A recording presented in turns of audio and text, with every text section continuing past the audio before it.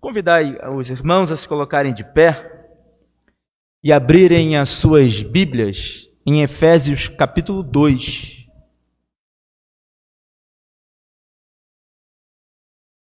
Efésios capítulo 2, dos versos 1 a 10. Nós vamos fazer essa leitura de maneira alternada. Eu vou ler os versos ímpares e os irmãos os versos pares. Efésios, capítulo 2, do 1 ao 10. Todos encontraram? Ele vos deu vida, estando vós mortos nos vossos delitos e pecados.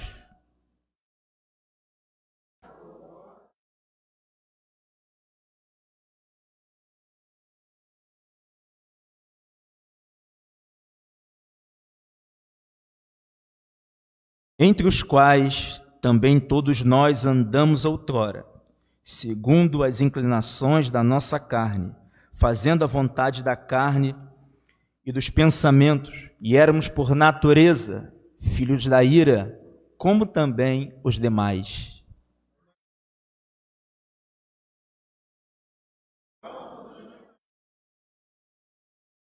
E estando nós mortos em nossos delitos nos nossos delitos, nos deu vida, juntamente com Cristo, pela graça sois salvos.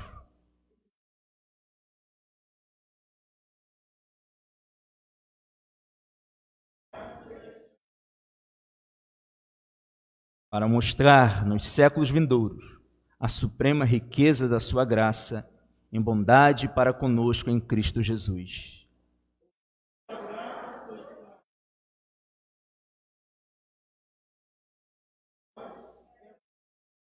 Não de obras, para que ninguém se glorie.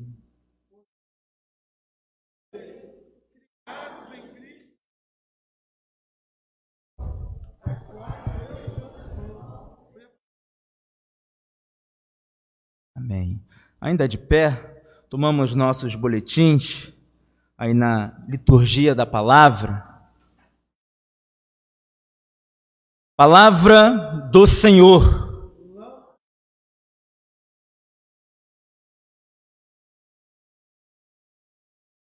Até aqui, podem se assentar, meus irmãos.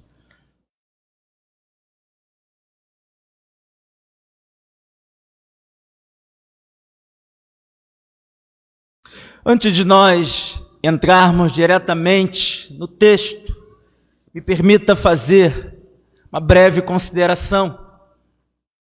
A epístola de Paulo aos Efésios foi escrita entre os anos 60 a 62 depois de Cristo. Paulo, quando escreveu esta carta, estava preso. Esta carta, meus irmãos, é chamada de carta circular. Ela leva este nome porque esta carta foi dirigida para várias comunidades da Ásia Menor. No capítulo 1 de Efésios, o apóstolo Paulo vai tratar do agir da Trindade na salvação. Paulo vai dizer que Deus, o Pai, elege, escolhe e predestina nos versos 3 a 6. Paulo também vai dizer que Deus, o Filho, é quem regenera o homem. Está no versos 7 a 12.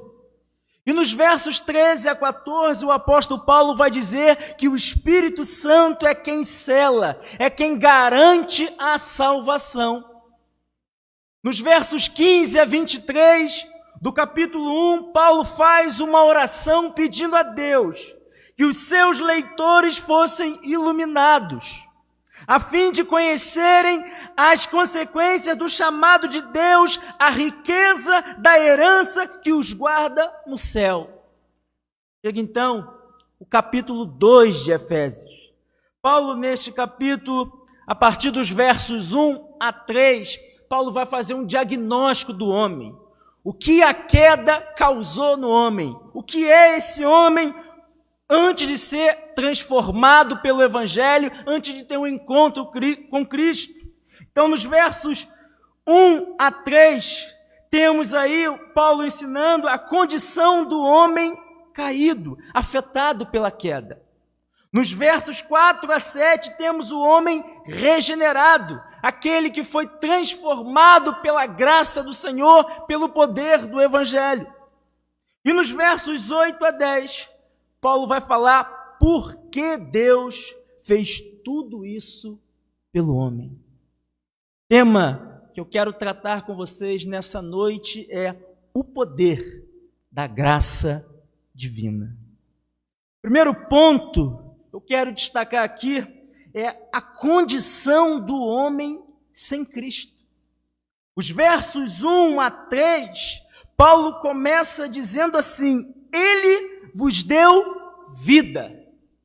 É interessante que o texto já começa assim. Essa palavra do apóstolo Paulo nos ensina que houve um tempo em nossas vidas em que nós não estávamos vivos. Obviamente, meus irmãos, que este tempo não tem nada a ver com o tempo em que ainda não éramos nascidos. Trata-se do tempo em que ainda não havíamos nascido para Deus. Essa expressão, nascido para Deus, ela é interessante e ela é comum na Bíblia. Por exemplo, em 1 João, capítulo 5, os versos 1, versículo 4, versículo 18, João nos diz assim: todo aquele que crê que Jesus é o Cristo é nascido de Deus. E todo aquele que ama ao que gerou também ama ao que dele é nascido. Porque todo o que é nascido de Deus vence o mundo. E essa é a vitória que vence o mundo, a nossa fé. Sabemos que todo aquele que é nascido de Deus não vive em pecado, antes aquele que nasceu de Deus o guarda, e o maligno não lhe toca. João Calvino dizia que o Senhor só dá vida para quem não possui. O homem que não nasceu para Deus ainda é considerado morto. Embora vivo para o pecado, permanece morto para todo prazer e interesse pela pessoa de Deus. É por isso, meus irmãos, que nós vamos ver lá em João, capítulo 5, versículo 40, Jesus dizendo assim: contudo, não quereis vir a mim para terdes vida. A natureza humana, o homem não regenerado não quer Deus. O homem não regenerado não quer saber do Senhor. É por isso então que Jesus diz: contudo, não quereis vir a mim para ter de vida. A morte, meus irmãos, a morte do homem possui uma morada. Assim como o corpo humano morto reside no cemitério, a alma do homem morto para Deus reside no pecado. É por isso então que o apóstolo Paulo vai dizer, ainda no versículo 1, ele diz assim: estando vós mortos nos vossos delitos e pecados. Essa palavra aqui, mortos, é a palavra grega necros, de onde vem a palavra necrotério. Ou seja, essa palavra aqui significa morto, significa também alguém totalmente incapaz de vir a Deus, de escolher por Deus. Ele é como alguém morto dentro do necrotério. Ali ele vive, embora morto, no ambiente de delitos e pecados. Mas Paulo ainda continua agora no verso 2, afirmando que vários dos efésios viviam assim. Eram homens e mulheres mortos em seus pecados no passado.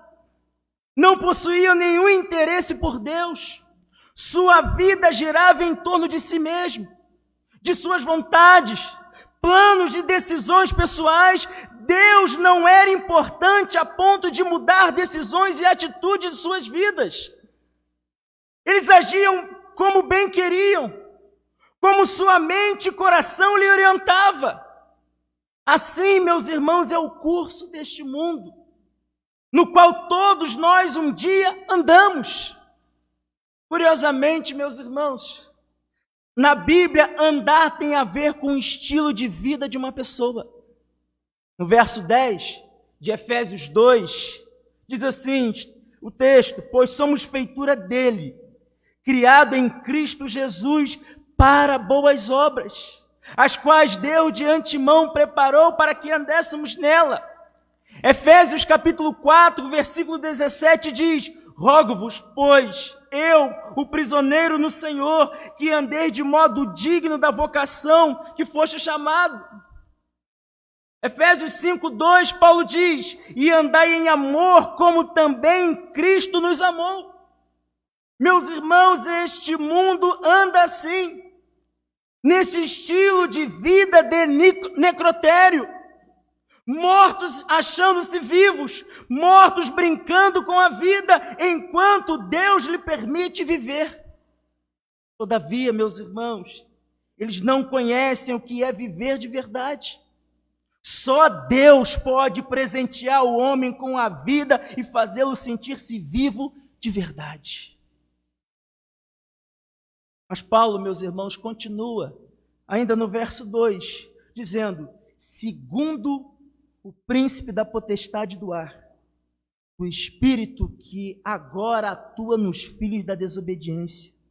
O que Paulo está dizendo aqui é que esse espírito imundo, o diabo, é quem atua na vida de todos que desobedecem à palavra de Deus. O diabo atua para que todos desobedeçam. Jesus, falando para os fariseus, disse: vós sois do diabo, que é o vosso pai, e quereis satisfazer-lhe os desejos. Ele foi homicida desde o princípio e jamais se firmou na verdade, porque nele não há verdade. Quando ele profere mentira, fala do que lhe é próprio, porque é mentiroso e pai da mentira. Ou seja, meus irmãos, os filhos da desobediência, descrito por Paulo em Efésios 2:2, são os mesmos filhos do diabo descrito por Jesus em João capítulo 8, versículo 44. No verso 3, o apóstolo Paulo diz: entre os quais também todos nós andamos outrora. É interessante aqui essa fala do apóstolo Paulo. Percebam que Paulo fala no plural. Paulo afirma que ele e os efésios andavam segundo o curso dado pelo diabo. E sem medo de errar, eu também posso afirmar que todos nós andávamos outrora segundo as inclinações da nossa carne, fazendo tudo aquilo que ofende a Deus. Então, meus irmãos, nesses 3 primeiros versos, Paulo nos mostra como era a nossa vida sem Cristo. Deu para você perceber qual é a realidade do homem sem Cristo? O diagnóstico terrível que Paulo faz do homem. Tudo isso é feito da queda. Está morto. Ele precisa de vida. Ele precisa ser regenerado. Ele precisa nascer de novo. Esses são os 3 primeiros versos. Paulo apresenta o diagnóstico terrível do homem pós-queda. Segundo ponto que Paulo apresenta aqui para nós, depois que ele falou qual é a situação do homem sem Cristo, agora ele começa a tratar de um novo assunto. Paulo agora vai tratar do homem regenerado. O que nós viemos a ser em Cristo. Diz assim, os versos 4 a 7 de Efésios 2, mas Deus, sendo rico em misericórdia, por causa do grande amor com que nos amou, e estando nós mortos em nossos delitos, nos deu vida juntamente com Cristo. Pela graça sois salvos. E juntamente com Ele nos ressuscitou e nos fez assentar nos lugares celestiais em Cristo Jesus, para mostrar nos séculos vindouros a suprema riqueza de sua graça em bondade para conosco em Cristo Jesus. Meus irmãos, a principal expressão usada aqui por Paulo é a palavra juntamente com Cristo. Essa palavra indica para nós o que você veio a ser em Cristo. Ou seja, indica união com Ele. Estamos agora unidos com Jesus.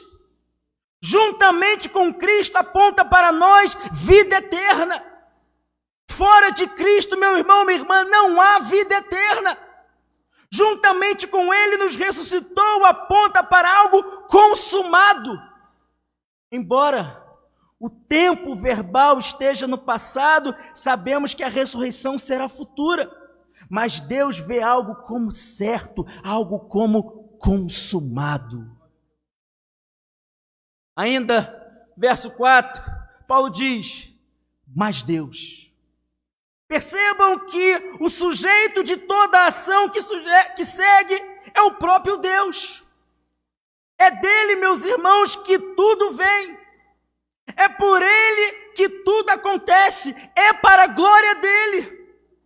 E os detalhes do que será dito chegam até nós. Mas Deus, sendo rico em misericórdia, por causa do grande amor com que nos amou. Duas expressões muito importantes aqui. Rico em misericórdia e grande amor. É assim que Deus é retratado, como alguém cujos atributos da misericórdia e do amor são derramados sobre nós de um modo rico e abundante. A palavra, meus irmãos, misericórdia, dita aqui por Paulo, aponta para alguém que tem prazer em demonstrar uma atitude benevolente para com outra pessoa, que tem prazer em ser uma ajuda em meio à aflição e tribulações. Alguém que se importa quando sabe que o outro está seriamente precisando de ajuda. Deus, meus irmãos, é rico em misericórdia. Ele é incansável em fazer o bem. É por causa da riqueza dessa misericórdia que somos salvos. Da morte para a vida, não somos salvos por causa de qualquer merecimento ou esforço que façamos, não. E sim porque Deus ativamente decidiu derramar a sua misericórdia sobre nós, sobre você.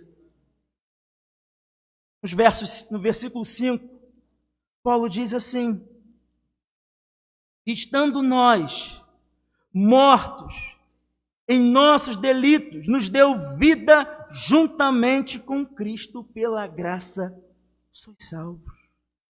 Primeira coisa que ele diz é que quando Deus derramou sua misericórdia e derramou sobre nós, estávamos mortos em nossos delitos. Ou seja, fomos totalmente passivos. E graças a Deus que um dia fomos salvos. Mas percebam, meus irmãos, que Paulo diz que quando fomos salvos, recebemos três coisas dele. Em primeiro lugar, Paulo diz que recebemos vida quando fomos salvos. Diz aí o verso 5, nos deu vida. Em segundo lugar, o Senhor nos deu ressurreição. Diz aí o verso 6, nos ressuscitou. E em terceiro, o Senhor nos deu um lugar, porque diz aí o versículo 6, nos lugares celestiais em Cristo Jesus. E aí então, chegamos aí o verso 7, onde o apóstolo Paulo diz,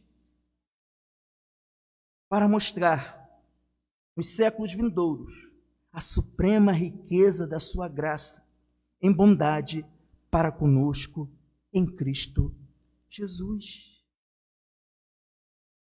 Irmãos, Paulo está aqui trazendo a graça de Deus, falando do poder da graça de Deus, o poder que regenera o homem pecador. Deus pega pessoas pecadoras como nós, pela sua graça nos transforma em algo que nem nós e nem ninguém acreditaria. É só você parar, refletir a vida sem Cristo. Você começa a perceber isso. Como você andava antes sem a graça de Deus ter transformado a sua vida. como você andava antes sem ser regenerado. São todas essas coisas, meus irmãos.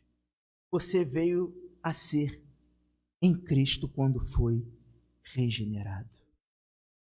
Então, até aqui, Paulo mostrou duas coisas interessantes. Primeiro, nos versos 1 a 3, Paulo mostra aqui o diagnóstico do homem sem Cristo. O que a queda causou no homem. Depois, nos versos 4 a 7, Paulo fala do homem regenerado, do homem transformado, do que a graça é poderosa para fazer na vida do homem, daquele que se arrepende e confessa a Cristo como Senhor Salvador. E agora, meus irmãos, nós chegamos no terceiro ponto, onde o apóstolo Paulo vai nos dizer por que Deus fez tudo isso por você e qual o propósito de Deus de realizar tudo isso por nós. E a resposta nós vamos encontrar está aí nos versos 8 a 10, onde Paulo diz: porque pela graça sois salvos, mediante a fé, e isto não vem de vós, é dom de Deus, não de obras, para que ninguém se glorie. Pois somos feitura dele, criados em Cristo Jesus para boas obras, as quais Deus de antemão preparou para que andássemos nelas. Meus irmãos, Paulo aqui no verso 8 está mostrando que a salvação não provém das obras. A salvação não tem a ver com aquilo que você faz, mas tem a ver com a ação de Deus. Pela graça sois salvos mediante a fé, e isto não vem de vós, é dom de Deus. Mas também temos aqui, meus irmãos, no versículo 8, talvez o versículo mais difícil, dos versos 1 a 10. Por quê? Porque aí aparece a palavra isto. Aí começa, então, o grande debate. A palavra isto, meus irmãos, tem gerado muitos debates entre calvinistas e arminianos. Porque a pergunta que se fazem é: o isto faz referência sobre o quê? A graça, a salvação ou a fé? Nós temos aqui 3 gêneros. O substantivo feminino, graça. O substantivo masculino, salvação. E o substantivo feminino, fé. O isto não é feminino. O isto não é masculino, portanto, não se refere especificamente e unicamente à graça. Não se refere única e especificamente à salvação. Não se refere única e especificamente à fé. Então a pergunta é: o isto se refere o quê? O isto se refere a todo o conjunto da salvação pela graça por meio da fé como um dom de Deus. Ou seja, o isto é um pronome neutro. A palavra tuto, que é a palavra grega para isto, refere-se pela graça sois salvos mediante a fé. Ou seja, toda declaração, meus irmãos, é um dom de Deus. É por isso que a eleição ela é incondicional. A salvação ela é monergista. Não depende de esforços humanos para ser alcançada, mas única e exclusivamente de Deus. Meu irmão, minha irmã, não foi você quem encontrou Jesus, foi Ele quem te encontrou. Você hoje só está aqui por causa desse encontro que Ele fez contigo. Porque se não fosse isso, eu e você jamais estaríamos aqui num domingo de frio, saímos da nossa casa a vir para cá. Saímos da nossa casa e viemos para cá para participar, para cultuar a Deus, justamente porque Ele um dia encontrou contigo. E Ele disse para você que não existe outro lugar melhor do que estar aqui, louvando e adorando o meu nome. Paulo diz, no verso 9, não de obras, para que ninguém se glorie. Ou seja, Paulo está dizendo que não se trata de recompensa por qualquer ato de caridade. As boas obras entram no tema da salvação não como sua base ou meio, mas como consequência e evidência da nossa salvação. Não somos salvos por causa das obras, mas somos salvos para as boas obras. Salvação pelas obras, meus irmãos, é dizer que o mérito da salvação não é de Cristo e sim do homem. E é preciso, meus irmãos, nós sempre estarmos batendo nessa tecla, porque ainda hoje há pessoas que se dizem cristãos que entendem que a salvação ela é meio a meio. É 50% com esforço humano e o outro 50% esforço de Deus. Não! A salvação é obra exclusiva do Senhor. O homem não se esforça para nada porque ele está morto. Se ele não tiver vida, jamais ele daria um passo para o Senhor. Precisa estar vivo. E aí, meus irmãos, eu quero aqui parafrasear meu amigo, pastor reverendo Nilson. E aí uma notinha de rodapé. Ele diz o seguinte, interessante esse pensamento do reverendo Nilson. A pessoa que acredita em reencarnação, ele crê que ele é salvo por sucessivas reencarnações e com isso, ele vai se tornando uma pessoa melhor. O que essa doutrina espírita está dizendo? Que ele mesmo é responsável pela salvação. Quando se acredita que um indivíduo consegue, diante do tribunal de Deus, pesar numa balança espiritual, o seu coração e sua vida é achado como uma vida reta, justa, santa em comparação com os pecados cometidos. E aí coloca tudo na balança, a balança mostra que o indivíduo faz mais coisas boas do que coisas ruins. Este indivíduo está trabalhando com um conceito que ele é autossuficiente, que a morte de Cristo em si poderia ser descartada, uma vez que esse indivíduo consegue se salvar. Mas Paulo, meus irmãos, deixa claro que a salvação é algo efetuado por Deus, porque ninguém consegue ser perfeito, ninguém consegue atender às exigências de um Deus que é santo. Por isso que Jesus teve que vir ao mundo, porque a exigência que nós não conseguimos cumprir, Jesus cumpriu por nós.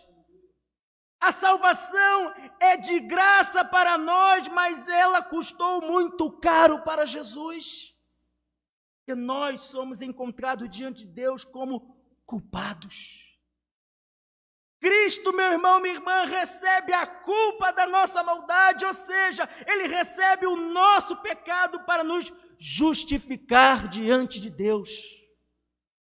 E daqui a pouco, nós vamos participar da ceia do Senhor. Nós temos aqui a dramatização do que foi o sacrifício de Cristo. Ao participarmos da ceia do Senhor, nós estamos nos alimentando do Senhor de maneira espiritual. É Cristo dizendo para mim e para você, eu morri por você. O meu corpo, o meu pão será partido por você. O sangue derramado na cruz foi derramado por você, porque através do meu sangue eu vou justificar você. Quando você tem esse entendimento, você então consegue entender o apóstolo Paulo vai dizer. Primeiro em Romanos 5, ele diz, justificados, pois mediante a fé temos paz com Deus. Ele diz mais, em Romanos 8, verso 1, agora, pois, já nenhuma condenação há para os que estão. É isso que o sacrifício de Cristo fez por você na cruz. Morreu para te dar vida eterna. Corpo partido para dizer para você que o meu corpo é poderoso para transformar a sua vida.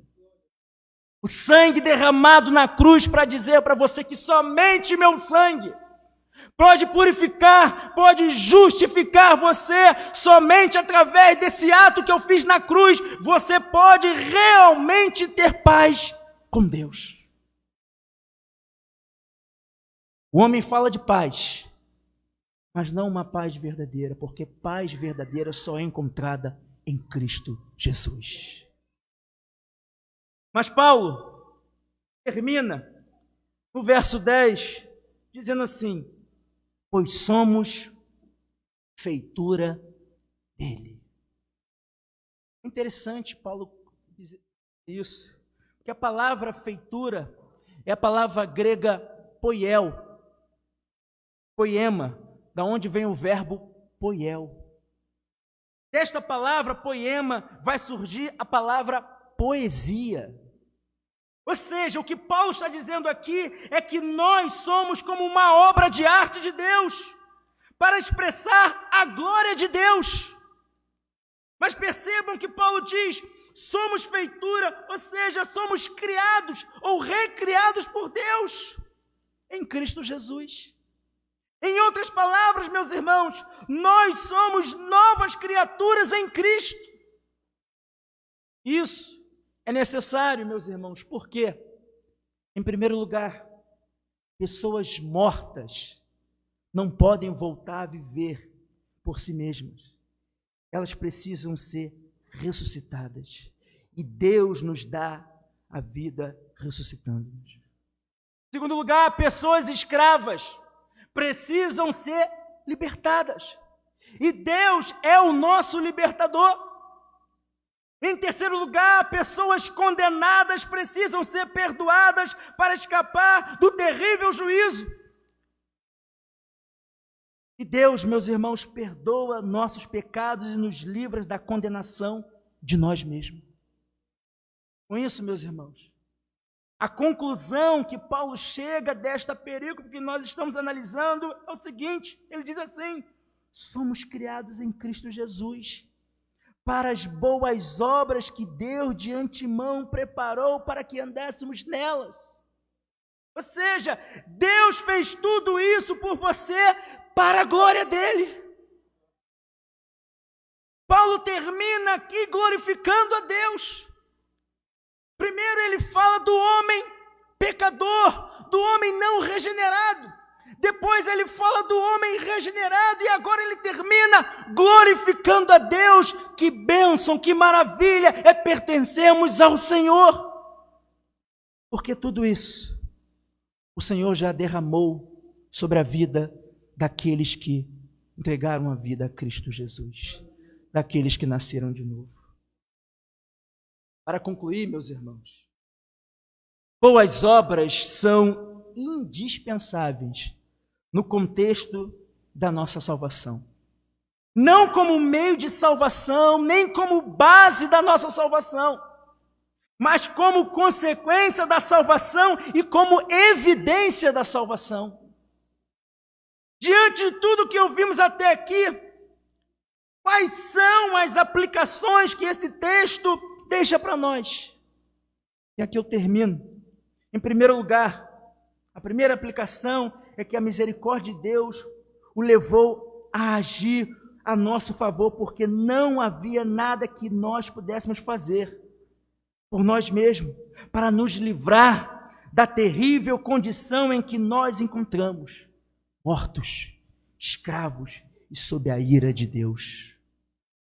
Em segundo lugar, segunda aplicação, a misericórdia de Deus pode ser vista em sua graça.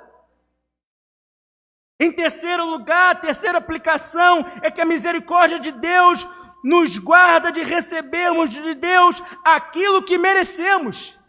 E o que nós merecemos? O justo castigo pelos nossos pecados. Quarto lugar, quarta aplicação que esse texto deixa para nós, é que a graça de Deus nos concede aquilo que não merecemos. o amor de Deus, o perdão dos pecados e a promessa da vida eterna. Em quinto e último lugar, a quinta aplicação que esse texto traz para nós. Hoje, meus irmãos, apesar de estarmos assentados com Cristo nas regiões celestiais, ainda aguardamos o pleno cumprimento de suas palavras, como está registrado em João, capítulo 14. Não se turbe o vosso coração. Credes em Deus, credes também em mim. Na casa de meu Pai há muitas moradas. Se assim não fora, eu vou lá teria dito, pois vou preparar-vos lugar. E quando eu for e vos preparar lugar, voltarei e vos receberei para mim mesmo, para que onde eu estou, estejais vós também. Que Deus nos abençoe. Em nome de Jesus. Amém.